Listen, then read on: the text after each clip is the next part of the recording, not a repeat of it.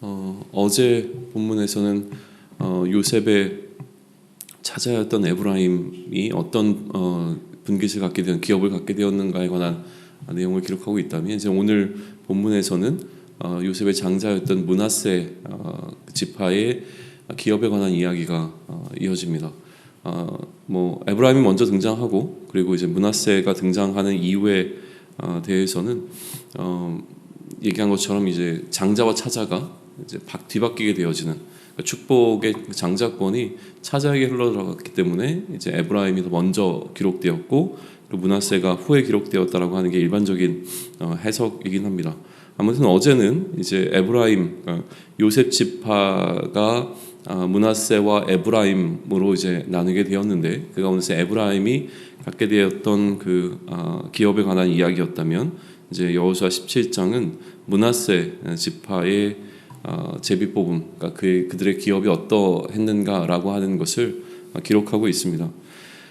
그런데 먼저 이제 므낫세의 장자 마길에 관한 이야기를 하는데, 길르앗의 아버지라고 표현을 합니다. 그러면서 이 1절에서 이야기하고 있는 것은 무엇이냐면, 이 1절을 통해서 이미 므낫세 지파의 일부는 이 길르앗과 바산 지역이라고 하는 요단의 동쪽을 소유하고 있다라고 하는 사실을 살짝 언급하고, 그리고 난 다음에 요단의 서쪽에서 그들이 어떻게 땅을 얻게 분배받게 되었는가에 관한 기록을 이어가는 것이죠. 요단의 서쪽에서 그들이 얻게 되어진 지역을 2절로부터 6절까지 해서 설명을 하는데, 그러니까 2절로부터 사실은 그 끝까지 이제 설명을 해 나가는데, 그런데 아니죠. 2절로부터 13절까지 그 므낫세 지파가 받게 되어지는 뭐라 그러죠? 그 기업에 관한 이야기를 지금 설명을 쭉 해 나가세요. 근데 그 얘기를 하기 전에 하나 서론적으로 삽입해 놓고 있는 기록이 있습니다. 그게 뭐냐면 2절로부터 6절까지의 내용이라고 하는 거예요. 2절로부터 6절까지에는 무슨 내용이 들어있냐면, 이 므낫세 지파가 10개의 분깃으로 나눠서 그것을 이제 분배했다라고 하는 기록을 이제 남기는 거죠. 그런데 왜 10개냐라고 하는 것을 설명하기 위하여 그들의 이제 족보와 그들이 갖고 있었던 어떤 상황적 특수성에 관해서 설명을 해주고 있는 부분인 거예요. 기본적으로 므낫세에게 이제 자손들, 그러니까 므낫세의 남은 자손들이 있었는데, 그들은 이제 6 아들로 설명이 되어집니다. 그러니까 마기를 제외하고 또 나머지 이 므낫세의 남은 자손들이 누구였는가라고 하는 것을 2절에서는 쭉 이렇게 나열을 하는데, 그 숫자가 6입니다.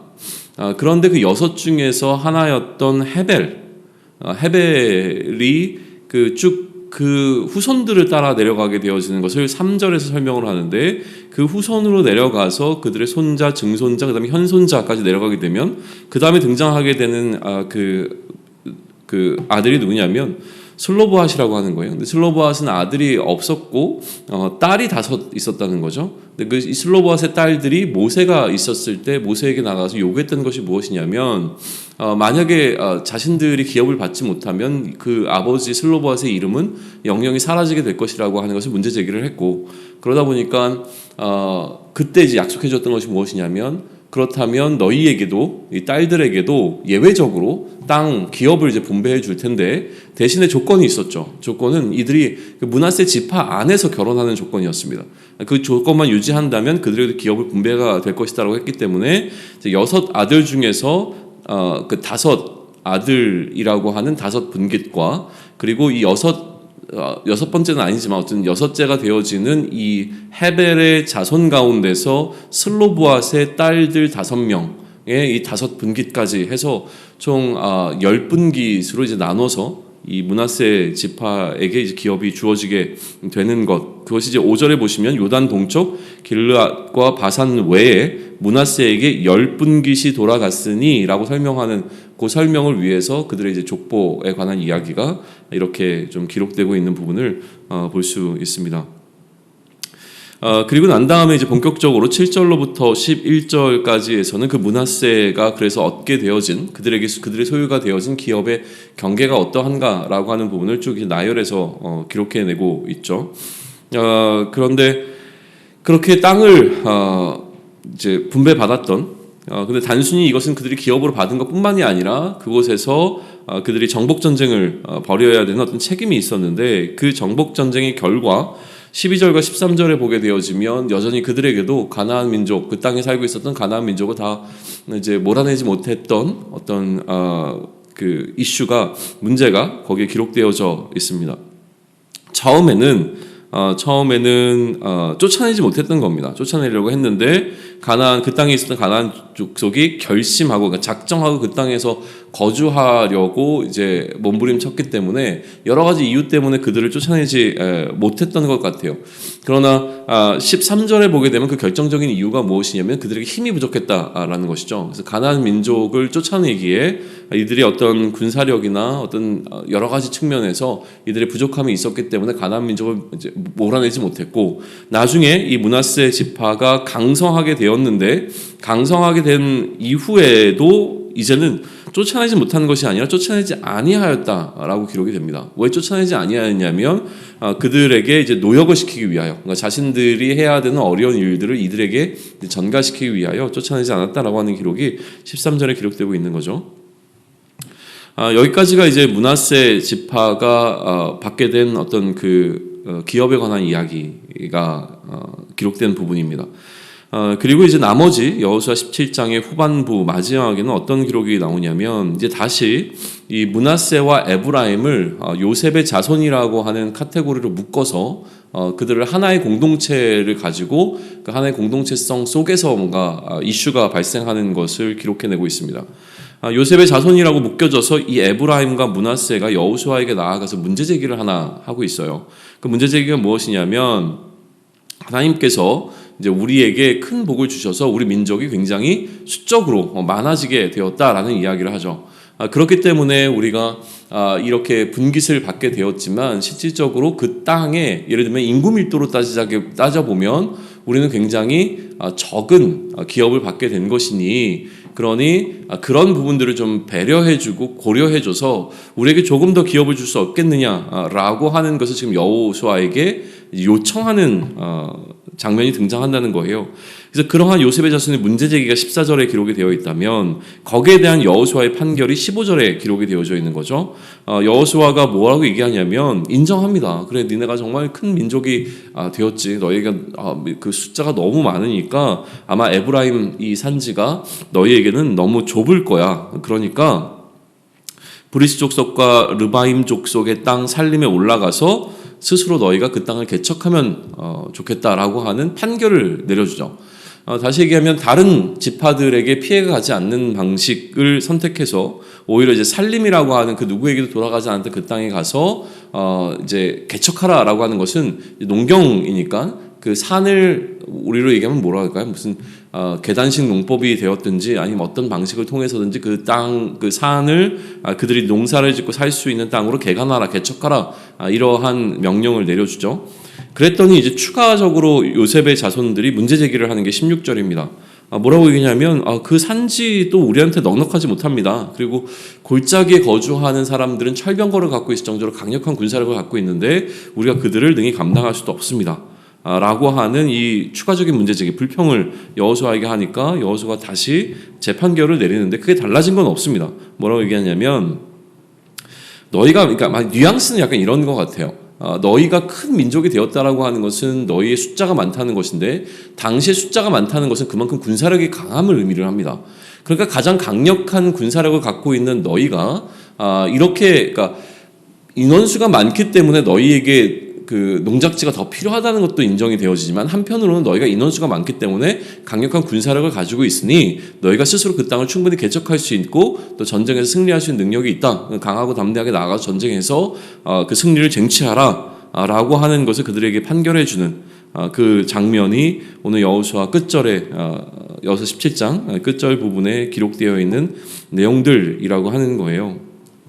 그러면 이제 오늘 이렇게 기록된 여호수아 17장이 우리에게 주는 메시지는 무엇인가라고 하는 것인데 크게 두 가지 차원에서 좀 묵상해 보시면 좋을 것 같습니다. 첫 번째는 무엇이냐면 어떠한 문제의 상황을 해결하고 있는 여호수아의 리더십 부분에서 좀 묵상을 해보시면 좋을 것 같아요. 첫 번째는 슬로보앗의 딸들이 다시 여호수아에게 나와서 그들의 요구사항을 전달을 하는 장면이 등장을 하죠. 모세 때에 우리가 이러한 약속을 받았으니 이 부분에 대해서 좀 해결해 달라, 그러니까 그 요청을 들어달라라고 했을 때 사실 여호수아가 모세의 리더십을 그대로 이어받아서 모세 시대에 있었던 약속을 그대로 지킬 것인가 말 것인가, 혹은 새롭게 그 상황들을 판결할 것인가라고 하는 것은 전적으로 여호수아의 몫에 달려 있었던 부분이죠. 여호수아가 나는 그렇게 생각하지 않는데 모세는 그렇게 얘기했겠지만 나는 그렇게 생각하지 않아 라고 하면서 그 판결과 그 약속을 뒤집을 수 있는 가능성도 충분히 있었음에도 불구하고 지금 여호수아는 다른 어떤 이유 때문이 아니라 모세가 그들에게 약속했다라고 하는 그 한 가지 사실 때문에 그들에게 그처럼 땅을 분배하는 그 일을 실제로 행하고 있다라고 하는 사실 속에서 이 여호수아가 그 모세의 리더십을 이어받아 어떻게 그것을 지혜롭게 지금 행하고 있는가라고 하는 부분을 우리는 살펴볼 수 있는 거죠. 여기는 사실은 굉장히 많은 의미들이 좀 담겨 있습니다. 그러니까 늘 리더십은 바뀌게 되어 있는 거거든요. 이 시간이 흘러가게 되면 우리 사람들은 나이가 이제 들게 되어지고 또 어떠한 이유에서든지 그 리더십은 후대로 흘러가게 되어집니다. 후대로 흘러갈 때에 어떠한 원리 속에서 흘러갈 것인가라고 하는 부분인데 그런 부분에 있어서 지혜를 주는 부분이라는 생각을 좀 갖게 되어집니다. 후임자였던 여호수아가 전임자였던 모세를 어떻게 생각하고 있으며 또 그 시대에 있었던 것들을 어떻게 자신의 세대까지 끌고 들어와서 이 약속된 것을 성취하는 것에 그가 애썼는가라고 하는 부분을 좀 살펴보시면 좋겠고, 또 하나 이제 여호수아의 리더십이 이 본문에서 강조되고 있는 것은 무엇이냐면 어떤 상황적인 문제가 발생했을 때 그 부분을 해결하는 여호수아의 방식입니다.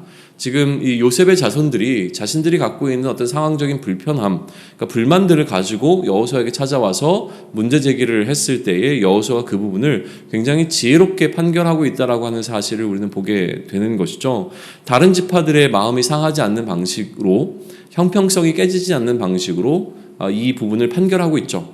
우리가 인원적으로 많다라고 하는 문제 제기를 했을 때 인원적인 많은 그 현상에 대해서 인정해 두되, 그러나 다른 지파들에게 피해가 가지 않을 수 있도록 다른 지파의 기업을 뺏는 것이 아니라 다른 지파가 필요로 하지 않는 그 땅을 이들의 요청에 따라 제공해주고 그들이 스스로 개척할 수 있는 방식을 취함으로 말미암아 모두가 다 소위 얘기하면 윈윈하는 방식으로 이 판결을 내렸다라고 하는 것을 우리는 보게 된다는 것이죠.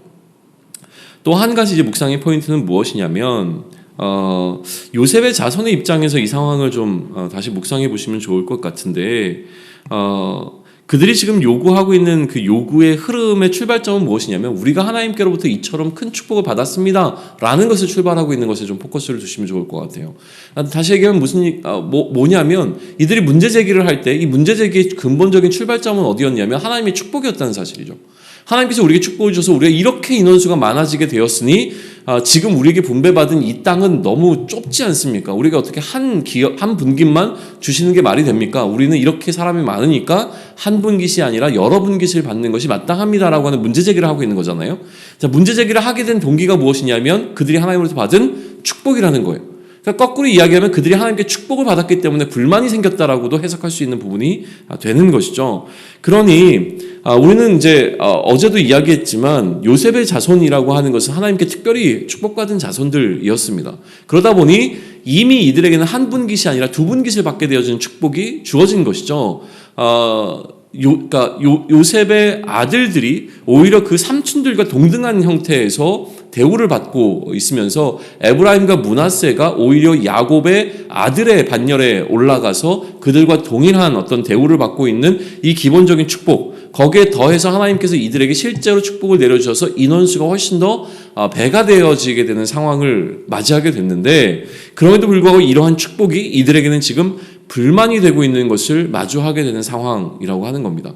하나님의 축복이 얼마나 쉽게 불만이 되어지는가라고 하는 장면을 우리는 마주하게 되는 것이죠. 또 어떤 게 있죠? 실제로 그래서 여호수아가 이들에게 해결할 수 있는 방법을 알려줬습니다.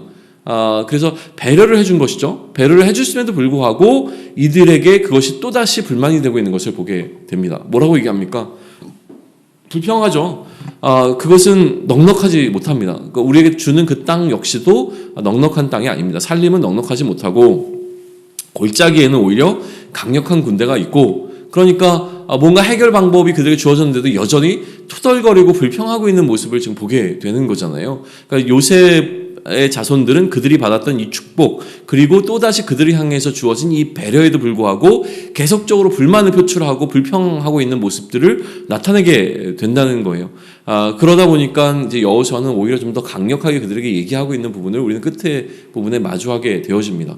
너희가 반드시 쫓아내리니 가라, 그리고 개척해라 라고 하는 명령을 주고 있는 것이죠. 그럼 이 상황 속에서 우리가 보게 되어지는 것은 무엇이냐면 우리의 연약함의 모습입니다. 우리의 합리적인 판단이 문제가 되는 경우들이 사실은 좀 있어요.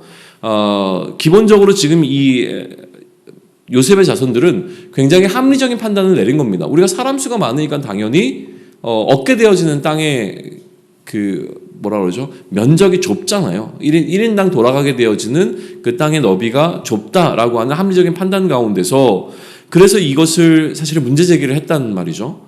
또 어떤 합리적 판단을 했냐면 처음에는 쫓아내지 못했지만 나중엔 쫓아내지 않았다라고 하는 그 기록이, 가나안 민족을 쫓아내지 않았다라는 기록이 등장하잖아요.